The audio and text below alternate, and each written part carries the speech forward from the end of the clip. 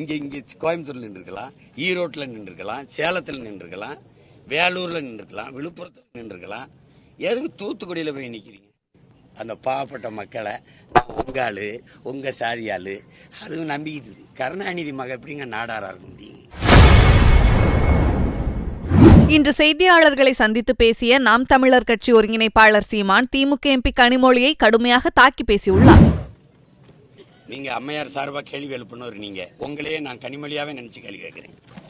நீங்க ஒரு பெரியாரிஸ்டா? எந்த இடத்துல கடவுள் மறுப்பில்லையா? உங்க மருமகன் உதயநிதி நெத்தில திருநீர் பூசணில இல்லையா? நீங்க ஒரு கடவுள் மறுப்பாளர் அப்படியா? அதை ஏற்கனமா? சமூக நீதி, பெண்ணிய உரிமை, உங்க கட்சி பெண்கள் கொடுத்த முன்னுரிமையை பேச முடியுமா? நீங்க பெரியாருடைய சாதி மறிப்பு, தீண்டாமை ஒழிப்பு, இதுக்கெல்லாம் நீங்க பெரியார் எங்க சாதி ஒழிப்பு நிலைநிறுத்திருக்காரு? இத்தனை தொகுதிகள் தமிழ்நாட்டில் இருக்கும்போது தூத்துக்குடியில போய் நீங்க போட்டிட்டதுக்கு காரணம் சொல்ல முடியுமா? நீங்க சொல்லலாம், இல்ல நான் சொல்லிட்டேன். காரணம் என்ன? சென்னையில் நின்றுக்கலாம், இங்கே கோயம்புத்தூர்ல நின்றுக்கலாம், ஈரோட்டில் நின்றுக்கலாம், சேலத்தில் நின்றுக்கலாம், வேலூர்ல நின்றுக்கலாம், விழுப்புரத்தில் நின்றுக்கலாம்.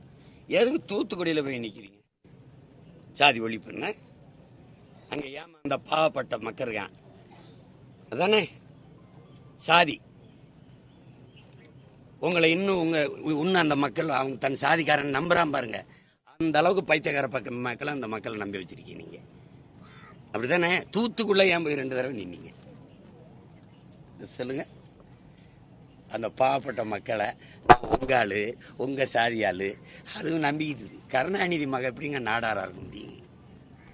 கனிமொழி நாடார்னா அழகிரி, ஸ்டாலின், முக தமிழரசு எல்லாம் நாடார் தானே. ஒரு அப்பாவுக்கு 2 சாதி இருக்குமா? யாராவது சொல்லுங்க, சொல்லுங்க. அப்ப என்னதுல போய் தூத்துக்குள்ள நின்னீங்க? நீங்க பெரியாரை பத்தி பேசுறதுக்கு தகுதி ஏதாவது இருக்கா? சும்மா கூலி காலின்ட்டு பெரிய கூலியா உங்க அப்பா தான். செய்திகளை உள்ளது உள்ளபடி தெரிந்து கொள்ள ரெஃப்ளெக்ட் நியூஸை சப்ஸ்கிரைப் பண்ணுங்க.